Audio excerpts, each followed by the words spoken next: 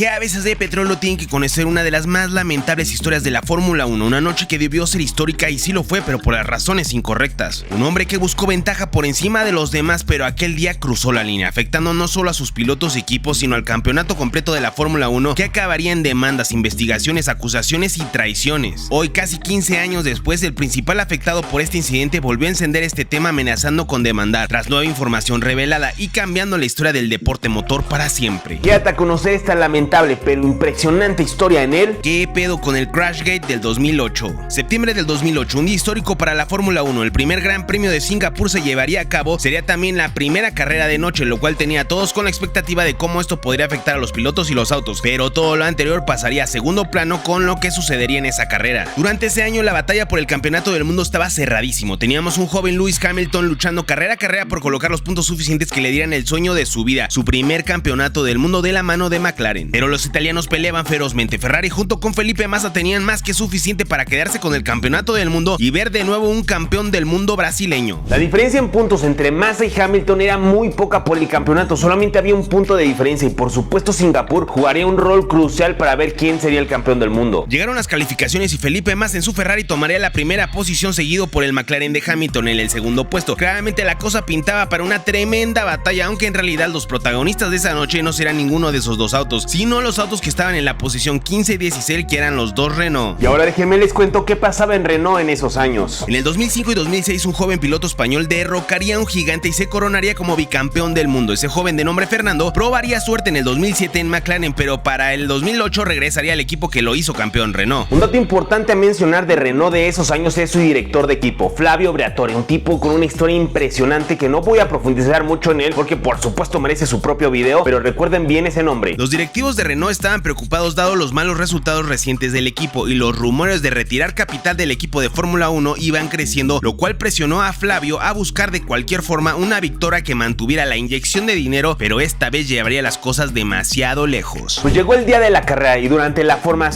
vuelta de formación veníamos algo bastante extraño con Nelson Piquet Jr., que justo cuando iba camino para allá parecería que hizo un tipo de dona o si hubiera trompeado el coche de manera intencional, algo bastante raro. Todos asumieron que perdió el control del auto en su intento de calentar las llantas o algo similar, pero al que no tener mayor consecuencias, pues nadie le dio mucha importancia a ese acto, aunque en realidad eso era parte del sucio plan de Flavio Briatore. Pero como les digo, nadie tenía su atención en los lugares 15 y 16 de los Renault en esa carrera, sino en el 1 y 2 de Ferrari y McLaren peleando por el título, y se apagaron las luces en Singapur y Felipe demostró que tenía madera de campeón del mundo. De inmediato guardó su distancia de Hamilton, negándole la posibilidad de acercarse e intentar el rebase. Pues pasarían 12 vueltas de carrera, no muchas, y pasaría otra vez algo extraño en Renault. Fernando Alonso sería llamado a parar en pits para cambiar llantas y cargar combustible, algo bastante extraño porque como les dije solo llevaban 12 vueltas, no era realmente necesario y por supuesto esa parada en pits le gustaría varios lugares a Fernando Alonso, que de por sí ya iba bien atrás. Todos asumimos una pésima estrategia de carrera, pero lo que no sabíamos es que en realidad todo estaba saliendo perfecto de acuerdo al plan de Briatore, ya que la única manera de que esa parada en pits tuviera tener algún beneficio para Fernando era de que de manera milagrosa algo sucediera en la carrera. Yo estaba viendo la carrera desde mi casa, triste de ver a Fernando Alonso hasta atrás, cuando de pronto una hermosa rosa blanca apareció y junto con esa rosa el milagro sucedió. Solo 2 vueltas después de la parada en pits de Alonso, su coequipero Nelson Piquet Jr. de manera extraña en una zona en la pista muy incómoda trompeó su auto impactando contra el mundo, y dada la posición insegura del auto en donde quedó, esto requería de un safety car. Viendo a detalle cómo Piquet Jr. perdió el auto, es extraña la similitud de cómo fue casi idéntico al trompo que hizo durante la vuelta de formación previo a la carrera. Parecería como si estuviera practicando ese trompo más que prevenir que sucediera, pero nadie cometería la locura de destruir intencionalmente un auto de millones de dólares en desarrollo, y mucho menos ningún piloto comprometería su carrera chocando de manera intencional un auto, ¿o sí? Lo que sí es que este milagroso choque no solo beneficiaría a Fernando Alonso, también Mark Webber y Rubens Barrichello se verían beneficiados porque ellos también por diferentes circunstancias habían parado en pits previo a este accidente. Pero el tema es que a Rubens Barrichello le voló el motor más adelante en la carrera, entonces no pudo gozar de este beneficio. Una vez que abrieron los pits, la mayoría de los autos pararon, entre ellos el primer lugar Felipe Massa, en donde Ferrari no supo manejar la presión y se dio un error bastante grave durante la parada, liberando a Massa antes de tiempo, arrancando la manguera de combustible en una escena caótica que afortunadamente no pasó a mayores, pero todo el merequetengue le haría perder valioso tiempo, además de que se llevaría una sanción por lo sucedido, mandándola hasta atrás en posiciones. Al que sí no le falló nada fue a Fernando Alonso, ya que porque después del incidente de Nelson Piquet Jr. y todo lo que desembocaría después de la carrera, él acabó en el quinto lugar, pero con una gran ventaja, porque los 4 coches adelante de él tenían que hacer una parada obligada de pits, por lo que sí, hermanos, la Rosa de Guadalupe nos hizo el milagro y después de que hicieron la parada de esos 4 autos, Fernando Alonso acabó en el primer lugar. Y aunque parecía raro la increíble coincidencia por la que ganó Alonso, todo el mundo tenía su atención puesta en Hamilton, que acabó en la tercera posición y se llevaría puntos valiosísimos que le darían más adelante el campeonato del mundo y le arrebatarían por solo un punto el campeonato a Felipe Massa en un final histórico que ya les contaré en otro video porque dijo qué bueno estuvo. Cállate, cabezón, siempre acabas diciendo eso y al final no hay ningún video, hijo. Les prometo que sí, Turbo Hater, pero ayúdenme dándole amor y comentando y suscribiéndose al canal en los videos de Fórmula 1, solo así podrían ayudarme para que así yo les haga más videos de estos, que la verdad las historias de Fórmula 1 son mis favoritas de hacer. Pero bueno, siguiendo con la historia, la atención de todos los medios por supuesto estaba entre el Ferrari y el McLaren, por lo que lo sucedido en Singapur con los Renault la verdad es que pasó desapercibido. Lo que sí se empezó a notar es que dentro de Renault, a partir de la carrera de Singapur, de manera bastante extraña, por alguna razón la relación entre Nelson Piquet Jr. y Flavio Briatore comenzó a estar más tensa que antes. Pasamos al año 2009 y los malos resultados en el equipo Renault continuaban, y con eso cada vez se escuchaba más los rumores sobre la mala relación entre los Piquet, tanto hijo como papá, con Flavio Briatore, y al mismo tiempo se decía que Flavio estaba buscando un piloto para reemplazar a Piquet Jr. Eventualmente, para finales del verano del 2009 salió la noticia: Flavio Briatore despidió a Nelson Piquet Jr. y le daría su asiento a Romain Grosjean. Piquet Jr. fue echado y no podría ni terminar la temporada que estaba corriendo en ese momento. La razón de Flavio Briatore era el pobre desempeño de Piquet Jr. que dio en pista. Prácticamente Nelson Piquet Jr. había sido echado y por la puerta de atrás, y por supuesto estaba enojadísimo y con mucha sed de venganza, pero siempre recuerden las palabras de Don Ramón, amigos: la venganza nunca es buena,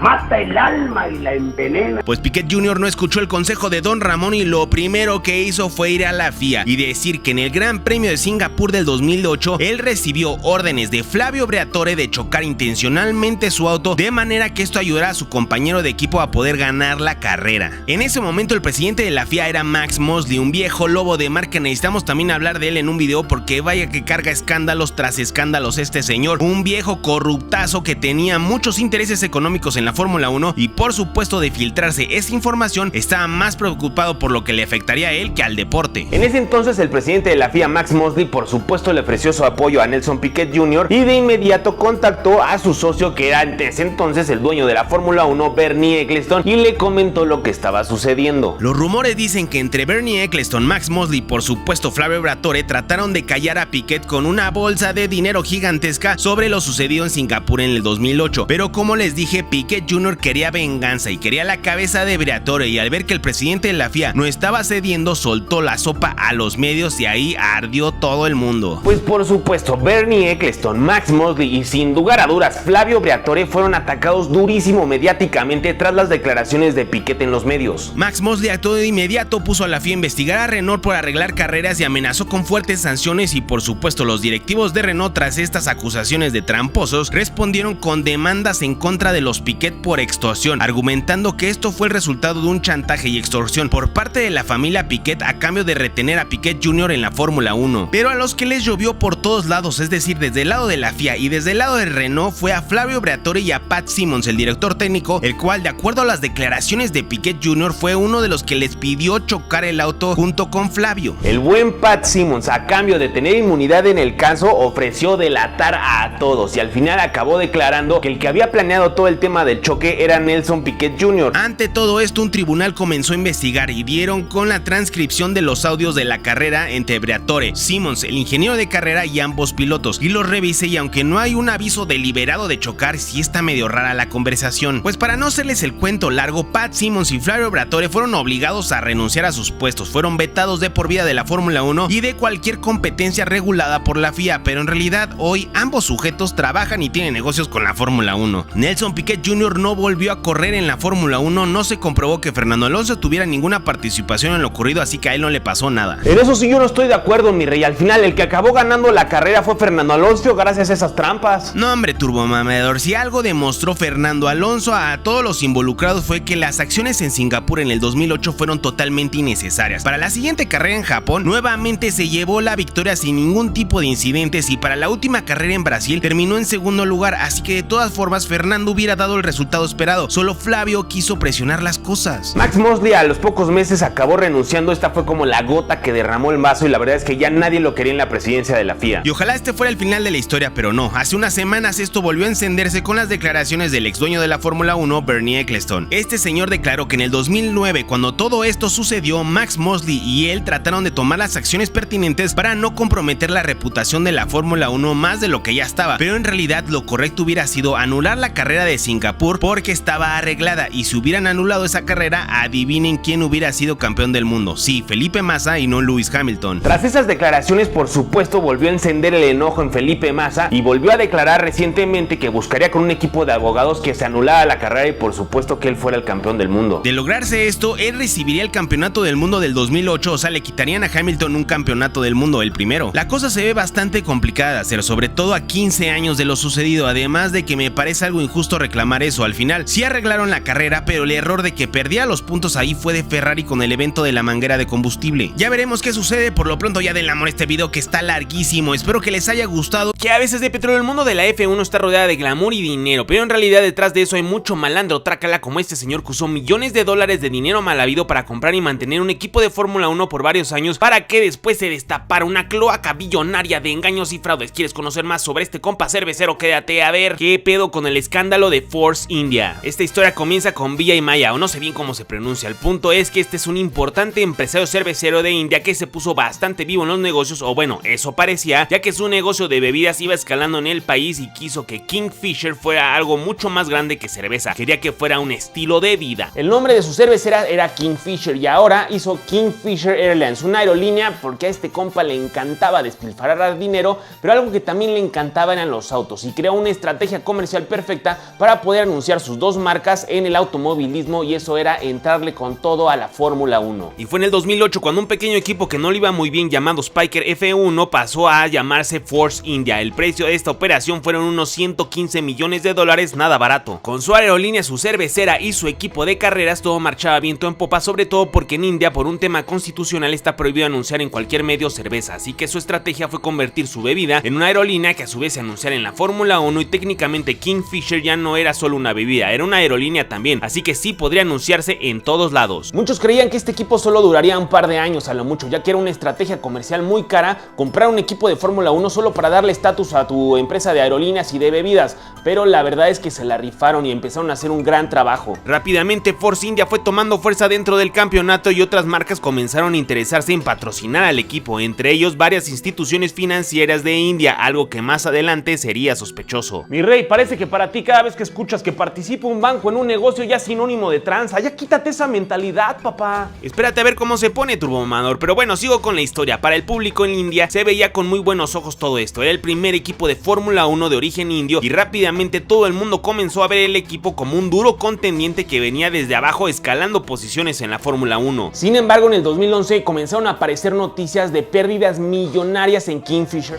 Airlines, es decir, en la aerolínea, y esto de inmediato preocupó a que Force India perdería uno de sus principales patrocinadores, es decir, Kingfisher, que inyectaba un montón de capital al equipo. Sin embargo, a pesar de estas noticias y de las pérdidas que reportaban, el dinero seguía llegando a Force India. ¿De dónde? Quién sabe, pero seguía llegando. Para el 2012, una inmensa corporación llamada Sahara India Pariwar compraría una buena parte de las acciones de Force India y sería rebautizado ahora el equipo como Sahara Force India. Con esta fuerte inyección de dinero, el equipo de Vijay Mallya trata de tranquilizar a los medios haciéndoles ver que ni su equipo ni sus empresas estaban escasos de recursos. Pero poco a poco esa imagen de éxito económico y derroche de dinero que rodaba la empresa Kingfisher se empezó a desvanecer. Varios empleados de la aerolínea salieron a las calles a manifestarse por la falta de pagos de varios meses de salario. Después la cosa fue empeorando, ya que los aviones dejaron de volar, pero porque la empresa no tenía dinero para pagar el combustible para hacer los vuelos. El punto llegó al grado que el gobierno tuvo que congelar las cuentas de Kingfisher Airlines por el que no había pagado impuestos,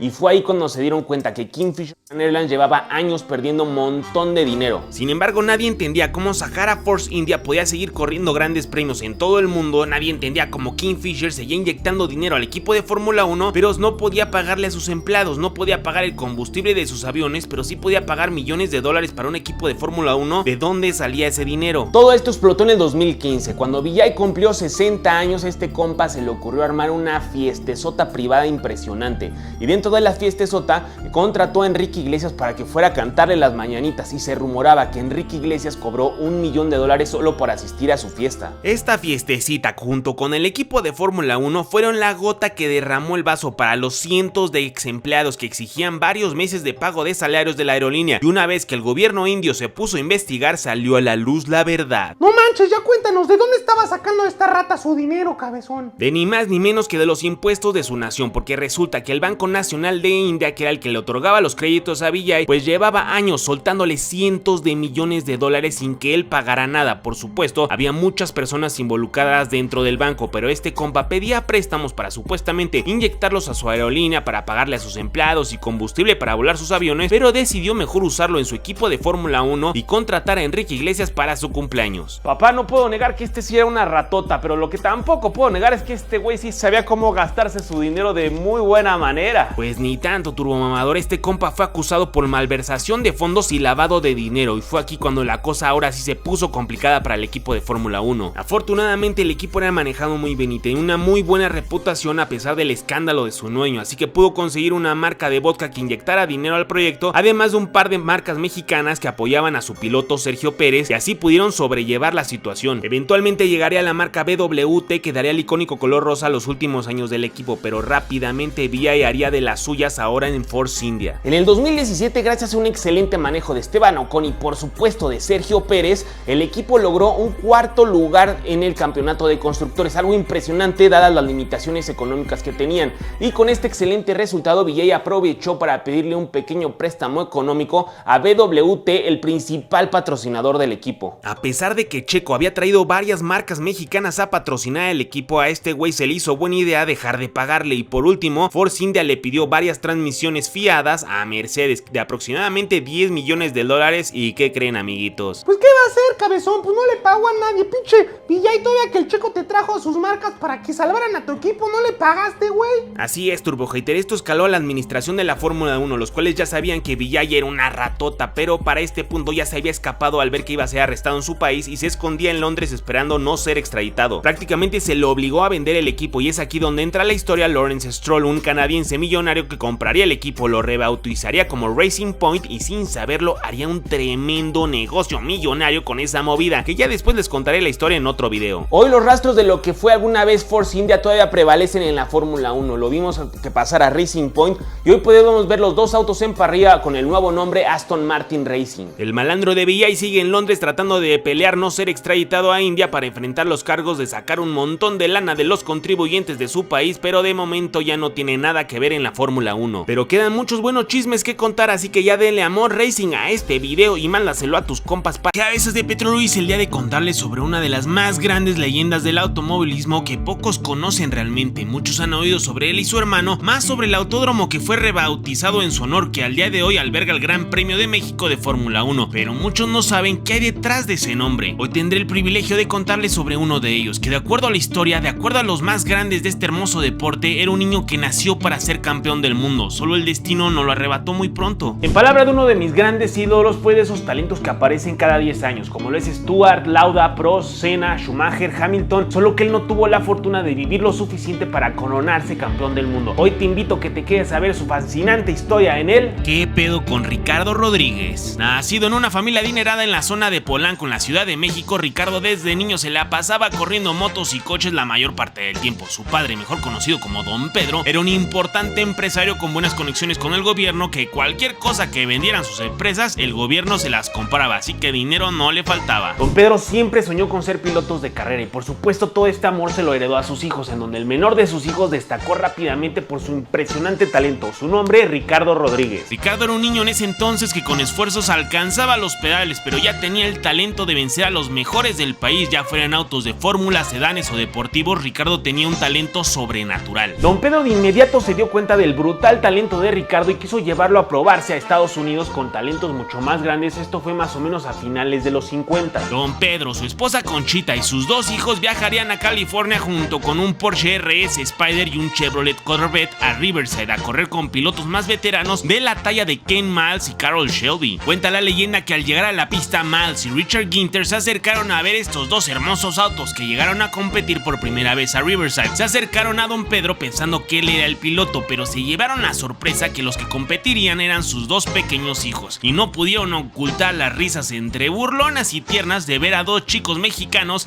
que entrarían a correr con puros veteranos de Le Mans y Fórmula 1. Hay una hermosa anécdota con la mamá de Ricardo y Pedro, que se llama Concepción de la Vega, mejor conocida como Conchita. En el Autódromo Magdalena Mixhuca, doña Conchita era bien conocida por andar siempre con su cronómetro en mano tomando los tiempos de sus hijos. Cuando Ricardo empezaba a ir más lento en carrera, ella sacaba un pañuelo blanco, se acercaba a la recta y agitaba ese pañuelo cuando iba a pasar Ricardo y le empezaba a gritar: más rápido, Ricardo, más rápido. Todo el mundo en el Autódromo Magdalena Mixhuca sabía que cuando eso pasaba, Ricardo en la siguiente vuelta marcaría la vuelta más rápida de toda la carrera. Esta hazaña se repitió en Riverside y doña Conchita hizo que su hijo Ricardo ganara la carrera del sábado y domingo, en donde las risas burlonas por ese niño que no alcanzaba la edad para conducir en las calles se convirtió en admiración y asombro. Con eventos como este, la historia de Ricardo y su hermano comenzó a hacerse más popular ya no solo en México, también en Estados Unidos y Europa, llegando a los oídos de un viejo conocido de las carreras, Luigi Chinetti. En 1960, Luigi Chinetti invita a Ricardo Rodríguez a correr en uno de sus Ferraris las 24 horas de Le Mans. ¿Y qué creen?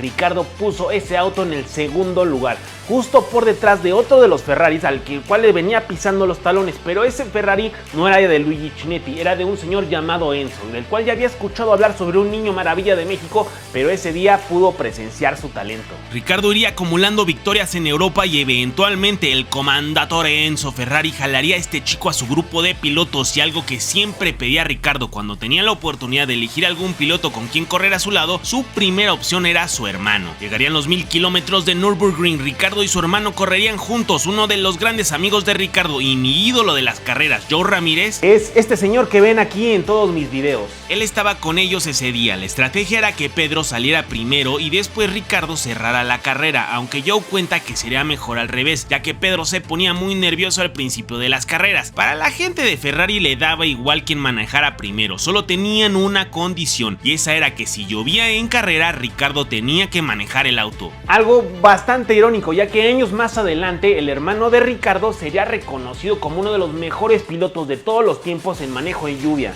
Pedro comenzó mal y Ferrari no estaba muy contento con él, pero Ricardo siempre lo defendía y, como les dije, siempre prefería correr con Pedro que con cualquier otra persona. Lejos de una competencia entre los dos hermanos, Ricardo siempre ayudaba a Pedro, mientras que Pedro tenía una profunda admiración por su hermano Ricardo. Una vez que Ricardo se subió a ese Ferrari, hizo maravillas en pista, terminando la carrera en segundo lugar. Con todo lo anterior, Ricardo se ganó su asiento en Ferrari para la máxima categoría, Fórmula 1, y en el Gran Premio de Italia, el más importante para Ferrari, Ricardo debutaría teniendo una magnífica actuación en calificación, poniéndose en el segundo lugar en las qualis. Solo imagínense que al día de hoy alguien que debute en la Fórmula 1 logre en su primer carrera en las calificaciones calificar en segundo lugar, sería impresionante. Sin embargo, al otro día no terminaría la carrera por una falla mecánica. Lamentablemente aquí comenzarían los serios problemas económicos en Ferrari debido a constantes problemas con la creación de sindicatos y huelgas, lo cual ya no le daba el dinero para participar en todos los grandes premios. Enzo logró juntar el dinero para el Gran Premio de Bélgica, Spa-Francorchamps, 1962. Ricardo logró colocarse en el primer lugar, seguido por el Lotus de Jim Clark y el BRM de Graham Hill, mientras que Phil Hill, el actual campeón del mundo equipero de Ricardo, iba en cuarto lugar. Pues antes de terminar la carrera, Ferrari le dio la indicación a Ricardo dejar de pasar a Phil Hill, es decir, frenar del primer lugar hasta el cuarto lugar, y así Phil Hill llegaría en tercer lugar, ya que él era el campeón del mundo y necesitaba esos puntos.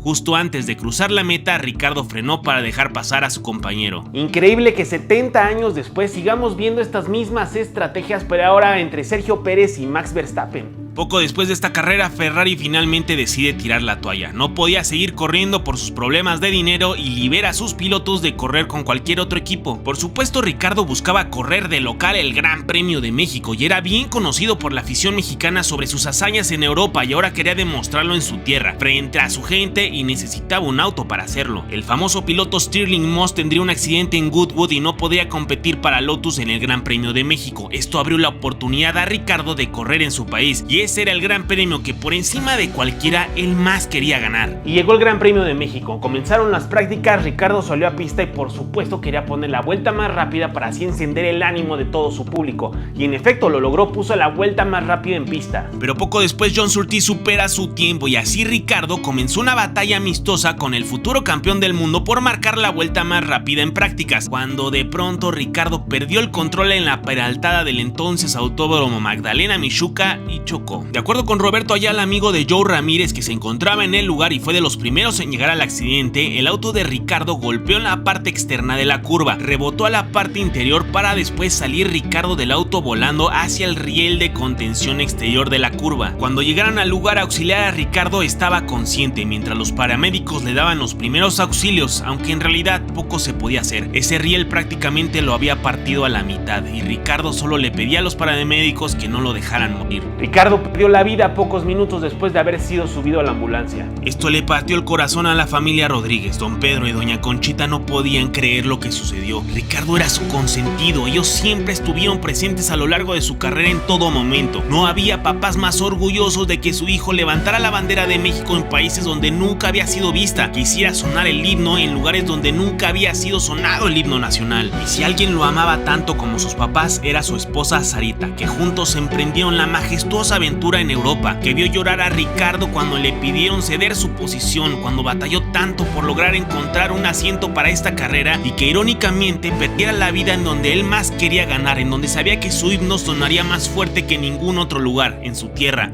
en su México. Ricardo solo tenía 20 años cuando murió y por supuesto él se hubiera convertido eventualmente en campeón del mundo. Y no lo digo yo como mexicano por ser fan de él, lo dice gente experta de ese entonces. Luigi Chinetti, Juan Manuel Fangio, incluso el mismo Enzo Ferrari sabían del talento de Ricardo, solo la vida no nos dio esa oportunidad de verlo. El mismo Enzo lamentó profundamente la muerte de Ricardo. De no ser por los problemas económicos de Ferrari, Ricardo nunca se hubiera subido a ese Lotus, que aunque nunca se comprobó, muchos decían que el accidente fue causado por una falla en el auto. Pero por encima de los anteriores hubo alguien que resintió más su muerte y fue su admirador número uno, el fan más grande que tenía Ricardo, su hermano, Pedro. Ricardo siempre impulsaba a Pedro a ser el mejor piloto. En las carreras de resistencia no había piloto con el que prefiriera correr por encima de cualquier campeón del mundo. Ricardo siempre quería correr al lado de su hermano, ni sin importar los errores que cometiera en pista Pedro. Parecía que eso solo alentaba a Ricardo para que una vez arriba del auto fuera mucho más rápido y recuperar el tiempo perdido por Pedro y así nadie notara el error de su hermano. Tras lo sucedido en México, Pedro estaba devastado y por supuesto decidió abandonar el automovilismo en ese momento. Pero así como la vida da vueltas para mal,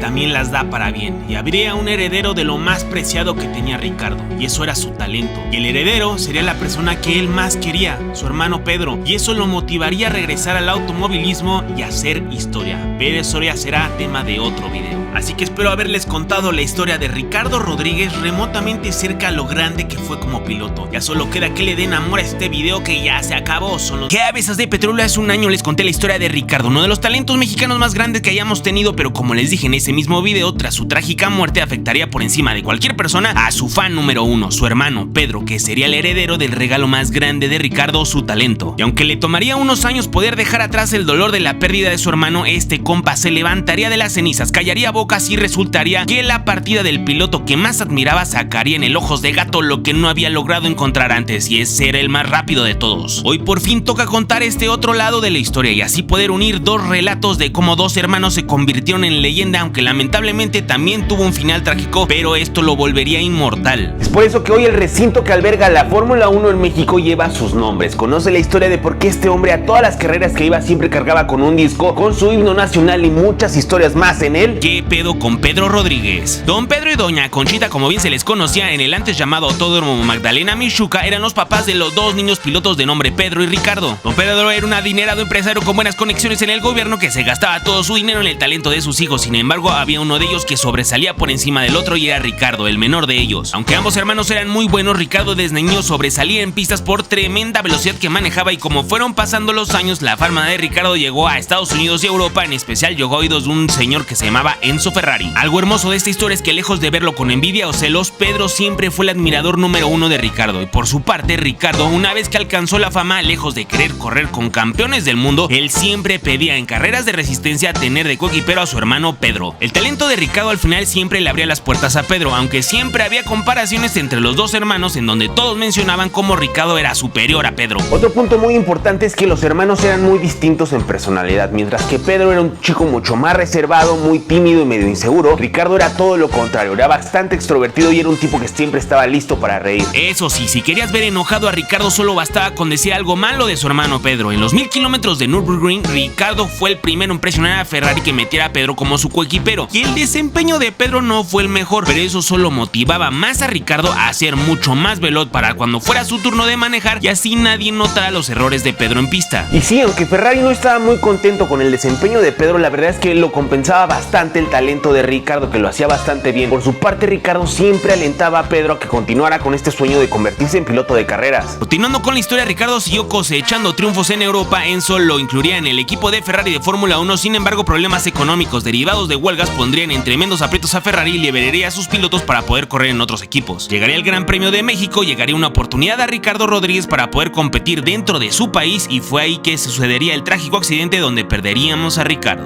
No profundizaré mucho en la historia de Ricardo ya que ya le hicimos un video, te invito a que vayas después de ver este video para que conozcas esa tremenda historia también. Lo que sí es importante para esta historia es lo impactante que resultó en la muerte de Ricardo y que fuera especialmente en México. Por supuesto, el día que sucedió esto en el autódromo no solo estaba lleno de fanáticos mexicanos, también estaba lleno de sus amigos, estaba don Pedro y doña Conchita y por supuesto estaba su hermano Pedro ahí. Todos estaban ahí con la ilusión de ver ganar a Ricardo, de escuchar el himno nacional en nuestro país y pasó todo lo contrario. Por causas obvias no entraré en detalles, pero lo que quiero decirles es que las imágenes de lo que sucedió con Ricardo en el autódromo fueron bastante fuertes y sobre todo para su familia que estaba ahí, por lo que Pedro ese día decidió abandonar las carreras de autos. Pedro se enfocó en un negocio de importación de autos deportivos a México, prefirió guardar distancia del mundo motor y llevar una vida más relajada. Algunos rumores decían que incluso Enzo, ante la noticia de la muerte de Ricardo, buscó a Pedro para apoyarlo y que corriera en Ferrari algunas carreras. Sin embargo, Pedro se negó argumentando querer enfocarse en su negocio de importación de autos. Pero con el pasar de los meses fue cayendo en cuenta que la voluntad de Ricardo siempre fue que siguiera corriendo y con eso en mente comenzó a participar en carreras de manera esporádica, ya no profesionalmente sino de vez en cuando. Corrió un par de grandes premios de México más por hacerle honor a su hermano y por el gusto de correr, pero realmente no estaba su corazón ahí hasta que unos años después hubo un cambio bastante extraño en Pedro. Correría grandes premios de México del 63, 64 y 65 en un Lotus y un Ferrari con resultados nada sobresalientes, pero en 1966 Jim Clark sería golpeado por un ave en el casco y no podría participar en el Gran Premio de Francia y Pedro entraría como piloto sustituto y se presentó un Pedro bastante distinto. Llegó un nuevo Pedro mucho más relajado, unos dicen era porque ya no tenía que estar a la sombra de su hermano, otros dicen que en realidad era todo lo contrario, que ahora corría por hacer sentir orgulloso a su hermano. Como sea, llegó un Pedro mucho más confiado, que había cambiado bastante como persona, pero también en las pistas, y sí, era mucho más rápido. Durante el Gran Premio francés logró colocarse en la cuarta posición, aunque después abandonó por una falla mecánica, pero ahí claramente demostró que dentro de él tenía el talento de Ricardo y fue entonces que Cooper Maserati le daría un asiento para la máxima categoría, en donde debutaría en el Gran Premio de Sudáfrica de 1967. Y sucederían dos hazañas increíbles durante esa carrera, una muy buena hazaña y la otra una tremenda falta de respeto para Pedro y para México. Pedro en su debut como piloto oficial, usando el auto más lento del equipo de manera impresionante, superaría al piloto principal, Jochen Rindt, y Pedro se llevaría la victoria en su primer carrera. En ese momento sería la primera vez en la historia del automovilismo que un mexicano ganara un gran premio de Fórmula 1. El público no lo podía creer, un mexicano en lo más alto del podio, y sí, sería la primera vez que sonaría el himno nacional en un gran premio de Fórmula 1, aunque lamentablemente no fue así. Lo que fue una tremenda falta de respeto para Pedro y para México, los organizadores no tenían el himno nacional mexicano y tomaron la estúpida decisión de que una vez que Pedro estaba en lo más alto del podio, poner como su himno una canción llamada South of the Border, lo cual indignó a Pedro y por supuesto lastimó muchísimo el orgullo de los mexicanos, no tenían el himno. Desde lo sucedido en Sudáfrica, Pedro no volvería a competir en ninguna carrera sin cargar con el disco que contenía la música, la melodía del himno nacional mexicano. Y sí, afortunadamente nos daría la satisfacción de volver a escuchar nuestro himno en múltiples carreras. Para el final de la temporada, Pedro terminó por encima de su coequipero en puntos, a pesar de que corría en un auto más lento. El siguiente año Pedro corre para BRM para por fin en 1969 correr en Ferrari, aunque nuevamente las huelgas estallan en Ferrari, teniendo el peor año de la historia de la Fórmula 1 para Ferrari. Por lo anterior, Pedro decide regresar a BRM para 1970 y con el Gran Premio de Bélgica desquita la espinita que teníamos todo por lo sucedido en Sudáfrica. Pedro Rodríguez ganó y ahora sí sonó el himno nacional mexicano por primera vez en la Fórmula 1 y más fuerte que nunca porque Pedro había ganado. Pero la grandeza de Pedro no solo radica en estos breves años en la Fórmula 1, no. La grandeza de este compa radica en la versatilidad, que al igual que su hermano Ricardo podía correr un fin de semana en Fórmula 1 y el siguiente fin de semana estar corriendo en un auto de resistencia en Le Mans. Y es justo ahí en Le Mans donde tenemos una gran historia que te tengo que contar. El nombre de Pedro Rodríguez siempre es vinculado con dos autos que se convirtieron en leyenda del mundo motor, que irónicamente ambos autos fueron dos brutales rivales en pista, y me refiero al Ford GT40 y al mítico Porsche 917. Y lo hermoso de esta historia es que Pedro ganó en ambos autos. Tras la victoria de Ford versus Ferrari, los Ford GT40 dominarían un par de años más bajo Shelby American, que justo son los Ford GT40 Mark IV, pero la verdad ya no se parecen en nada al icono que era el GT40 Mark I. Sin embargo, el siguiente año, 1968, un equipo británico tomaría un GT40 Mark I, lo pintaría de color naranja y azul gracias a su patrocinador Gulf. Y sin saberlo, hasta el día de hoy, eso generaría unos iconos que tenemos súper presentes, que por supuesto los podemos ver en las generaciones del Ford GT40 Heritage de inicios del año 2000 y también con el Ford GT, que la verdad se ven increíbles con esos colores. Ese hermoso Ford GT40 llegaría en 1968 a Le Mans tras haber ya sufrido algunas derrotas con un nuevo rival que pretendía detener la racha de victorias en las 24 horas de Le Mans de Ford. Y no era Ferrari, era una marca con la misma herencia racing, solo que con un montón de ingeniería alemana. Y sí, amiguitos, aquí es donde se comenzaría a escribir la historia de Porsche en Le Mans. En ese año llegarían los Porsche 908 Longtail a dar batalla, y vaya batalla que dieron, porque ya habían ganado varias carreras previo a Le Mans,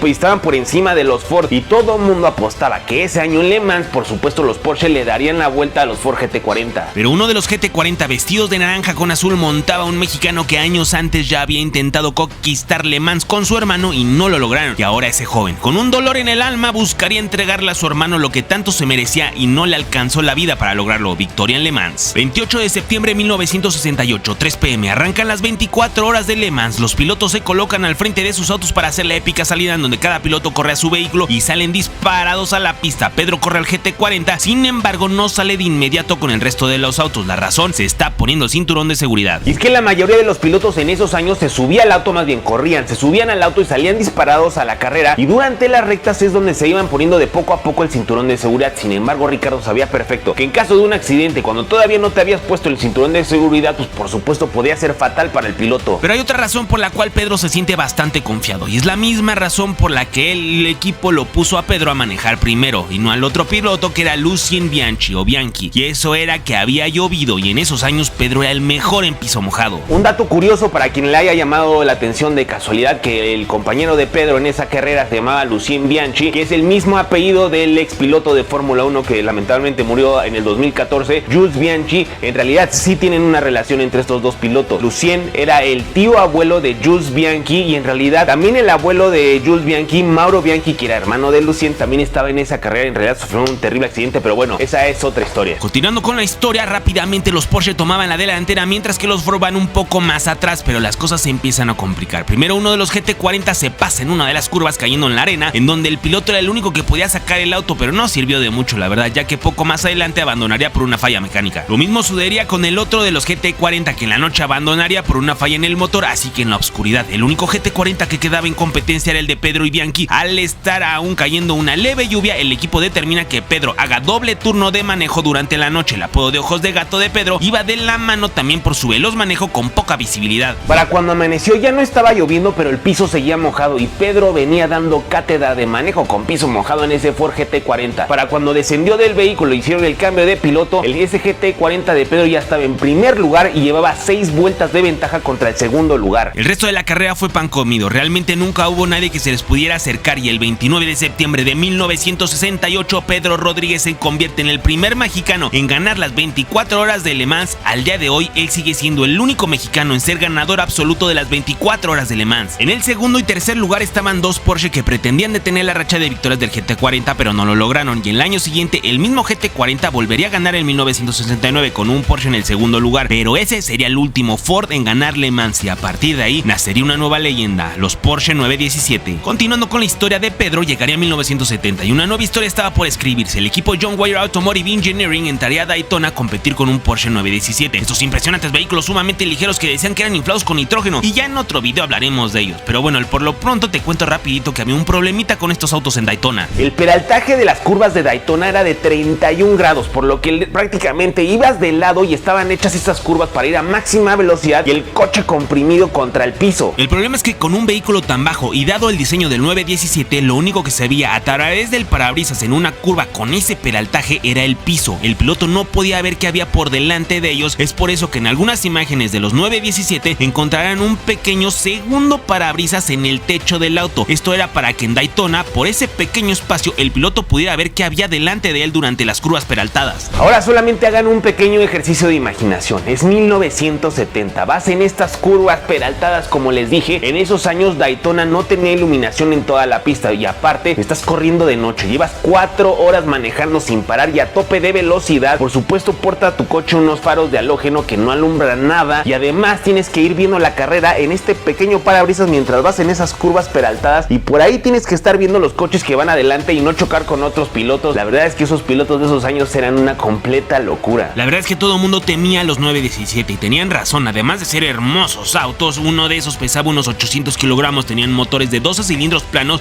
de unos 600 caballos de fuerza, en una locura. Pero vámonos a la carrera de una vez. 24 horas de Daytona 1970. De inmediato salen al frente los Ferrari 512, que en uno de esos trae de pilotos nada más y nada menos que a Mario Andretti y Jackie Ickx, mientras que había 2 Porsches en pista. Con el número 1 siendo el auto principal estaba Joe Seifert y Redman, y en el otro auto era el número 2, el auto era Pedro Rodríguez y Leo Kinnunen, que se supone que el auto 1 sería el más capaz y el 2 sería más de apoyo, supuestamente. El Ferrari de Jackie Ickx y de Andretti toma la delantera, de atrás van los Porsche, pero nada más les tomaría un par de vueltas para que los Porsche los rebasarían. Claramente el Porsche 917 estaba muy por encima de cualquier otro auto que estuviera ese día en pista. La carrera sería más una batalla entre los 917. Claramente ningún otro auto estaba ni remotamente cerca de acercarse a ellos. Sin embargo, en esos años no existía telemetría, no había radios en los autos con comunicación a los pilotos y de manera extraña el equipo perdió las cuentas de las vueltas que llevaban con cada auto. Lo único que sabían es que Pedro había logrado rebasar el auto número 1, pero no sabían qué tanta ventaja llevaba. Para las últimas horas de la carrera, Joe Seifert se monta en el 917 y empieza a manejar a máxima velocidad buscando rebasar a Rodríguez, pensando que solo está por delante de él un par de vueltas o hasta menos. Al final nadie sabe quién ganó, como sea, ganaron los 2 Porsches. Lo impresionante de esta historia es que el resultado fue que ganó el Porsche 917 de Pedro Rodríguez y Leo Kinnunen por 45 vueltas por encima del Porsche de Seifert, siendo este el resultado más grande entre primero y segundo lugar en la historia de las 24 horas de Daytona. Ese día Pedro Rodríguez y Leo Kinnunen hicieron historia y estos dos se volverían a encontrar en pista, ya no como compañeros de equipo, ahora como rivales. Lamentablemente esa historia tendría un trágico final. Pero no nos adelantemos, déjame te cuento qué sucedió en 1971, porque ahí es donde se escribió la historia entre Pedro y Porsche. Primero llegó la mítica carrera italiana, la Targa Florio. Para esa carrera dejarán descansar a los 917 y correrían con los 914, en donde el equipo no tendría un buen resultado en esa ocasión. Pedro dio un trompo y rompió 2 de las ruedas, pero se dio una de las anécdotas más increíbles adentro de ese Porsche. Como les conté en el video de Ricardo, la verdad es que Joe Ramírez, el señor que está por allá, era muy cercano tanto a Ricardo y después más adelante a Pedro, tanto como amigo, porque también era mecánico de ellos, y cuenta una anécdota que me parece fascinante de esta carrera. Mientras iban manejando en el Porsche 914, poniendo la puesta a punto ahí en Sicilia, iban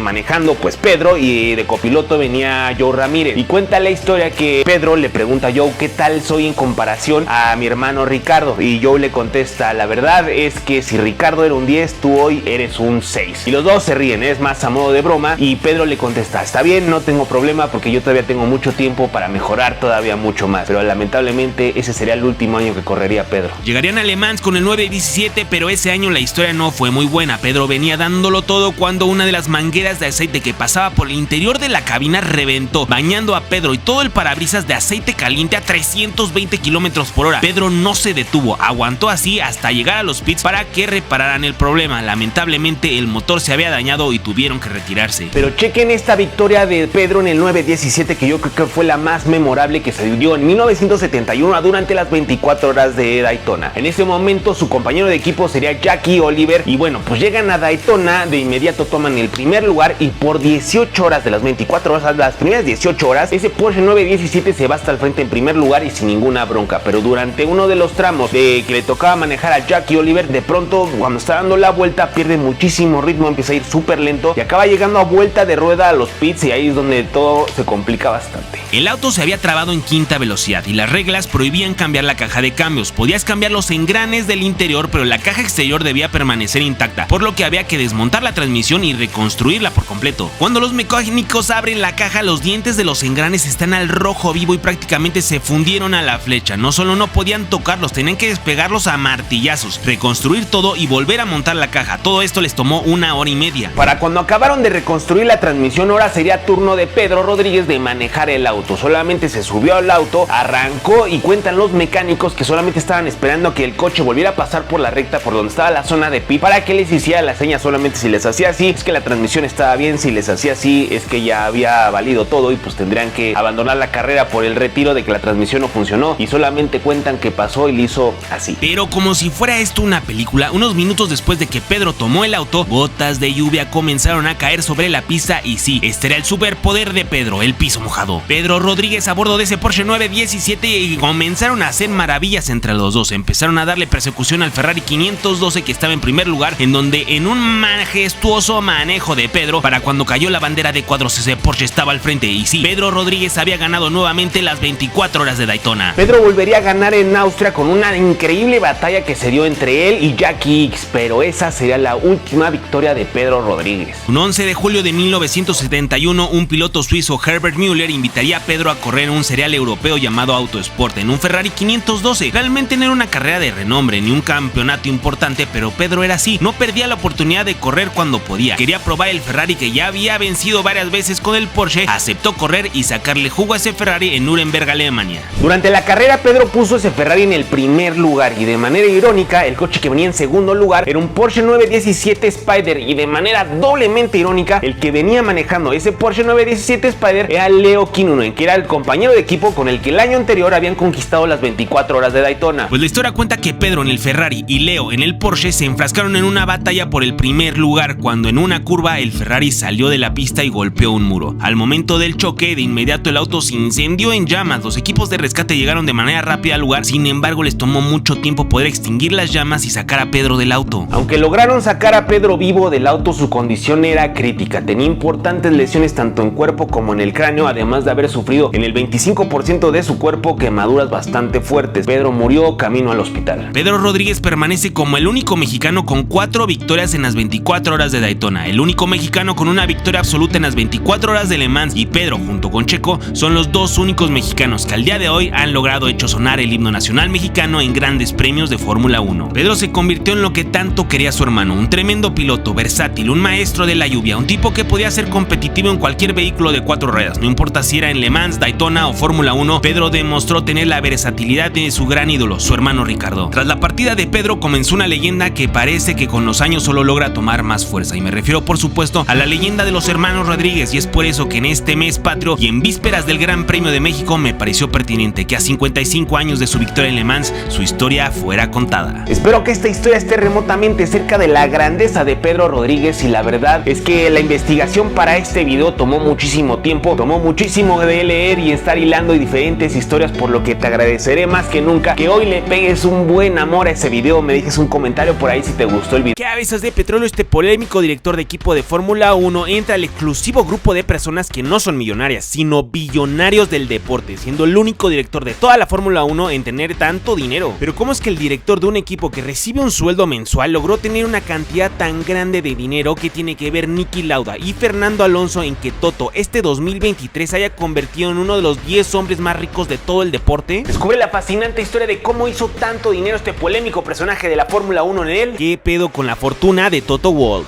Vámonos directo a lo importante. ¿Cuánto gana Toto Wolff como director del equipo Mercedes-Benz de Fórmula 1? Pues su sueldo se calcula de manera anual en 26 millones de dólares. O sea, al mes este compa le caen un poquito más de 2 millones de dólares. Pero eso no es todo. Hay un gran programa de bonos adicionales con base en sus resultados. Los bonos se calculan de la siguiente forma. Si gana el campeonato del mundo, recibe un bono adicional a su salario de 10 millones de dólares. Y también hay otro bono de 200 mil dólares por cada podio que ganan. En el 2021 logró el campeonato de constructores y tuvo un montón de podios, por lo que su pago total, de acuerdo con The Racing Pilot, fue de 41.6 millones de dólares. Un momento, querido cabezón. Es una impresionante cifra la que gana Toto Wolff, sin duda. Sin embargo, para juntar la cifra que tú mencionas, le tomaría 25 años ahorrar todo su sueldo sin gastarse ni un solo dólar para lograr poder alcanzar la cifra que hoy presenta Forbes. Excelente punto, Sabeloturo, pero la cuestión está en que su salario solo es un pequeño porcentaje de sus ingresos, y quiero que vean la increíble estrategia de inversión que tiene este canijo. Este tipo tipo es un gran estratega de carrera, pero sobre todo es un tremendo inversionista. En 1998 comenzó con una consultora de inversiones llamada March 15 y comenzó invirtiendo la mayor parte de su capital en empresas de tecnología en San Francisco que crecieron exponencialmente en el boom tecnológico, volviéndolo un tipo muy rico. Toto Wolff no viene de una familia adinerada y en su juventud amaba las carreras de autos e intentó ser piloto. Sin embargo, las limitaciones económicas terminaron con ese sueño, pero ahora que ya tenía un montón de millones en la bolsa, pues obviamente volvió a buscar este sueño. Comenzó a competir en seriales de resistencia por Europa, haciéndolo muy bien, dándose cuenta que amaba el deporte motor y quería que fuera mucho más que su hobby, y de inmediato su mente de inversionista vio una oportunidad de hacer dinero de esto que tanto le gustaba, las carreras. Comenzó invirtiendo en un equipo de carreras llamado HWA o HWA que fabricaba componentes de alto desempeño para la división de autos AMG de Mercedes y tenía un equipo de competencia también. Tras un problema económico, HWA, es decir el equipo, decidió vender la parte del negocio que se dedicaba a hacer partes para AMG, eso se lo vendió a Daimler Mercedes, y la parte que era el equipo de carreras eso lo conservaron, que para ese entonces competían en el serial alemán DTM, que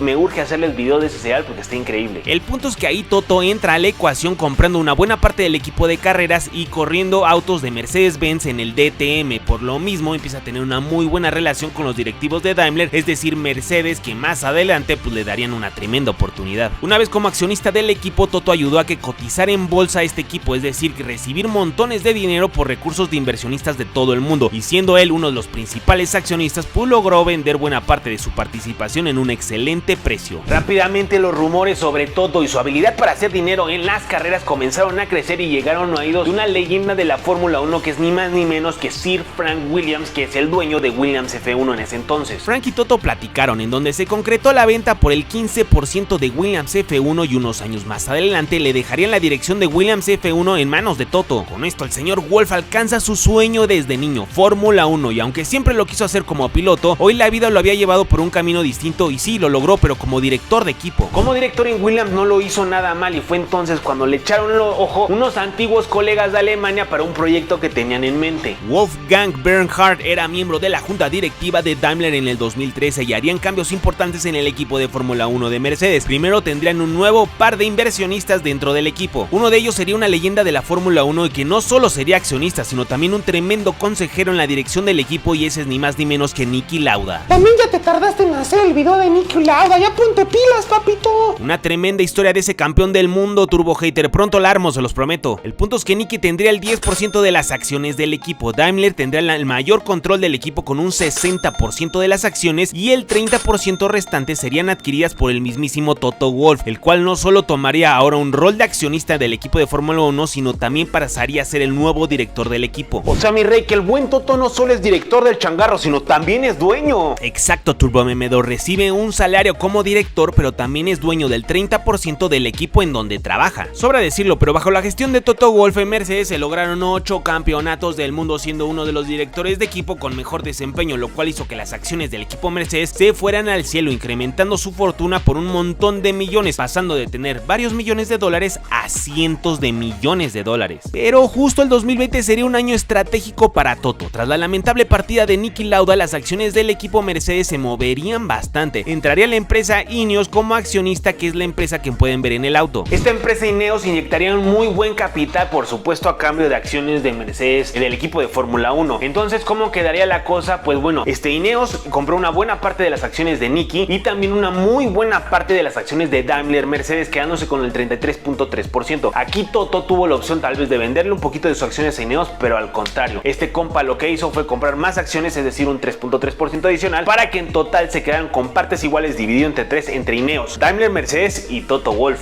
De acuerdo con The Racing Pilot, para finales del 2021 la fortuna de Toto Wolff se calculaba en unos 540 millones de dólares, muchísimo dinero sin duda, pero le faltaba casi el doble de dinero para poder entrar a la lista de billonarios. Pero espérate, mi rey, ¿cómo le hizo para duplicar su lana en tan poquito tiempo? Seguro le entró a los NFTs y a las criptomonedas, ¿no? Por supuesto que no, Turbo Memedor. Este compa muy astuto en 2020 se acercó con un compadre que es mucho, pero mucho más rico que él, de nombre Lawrence Stroll, que es el papá del piloto de Aston Martin, Lance Stroll. Resulta que Lawrence Lawrence Stroll adquirió las acciones de Aston Martin, por algo su hijo corre ahí, y dentro de esa compra, Toto le pidió que si de favor le vendería el 1% de Aston Martin, solo para eso le alcanzaba y el señor Stroll accedió. Por lo que dentro de todas las inversiones que de por sí ya tenía Toto Wolff, ahora le agregaba una pequeña participación en Aston Martin, 1%. Por supuesto esto no hizo una gran diferencia, pero lo que sí hizo una tremenda diferencia, casi duplicando su inversión, fue Netflix. Netflix lanza la serie de Drive to Survive, la cual se vuelve un tremendo éxito a nivel mundial, incrementando los espectadores de Fórmula 1 en todo el mundo y al mismo tiempo mandando al cielo los precios de las acciones de los equipos dentro de la Fórmula 1. ¿Y qué pasa cuando tienes acciones de Williams, Aston Martin y Mercedes? Pues sí, Toto fue de los más beneficiados por el éxito de la serie. Sin embargo, falta la cereza en este pastel de $1 billón.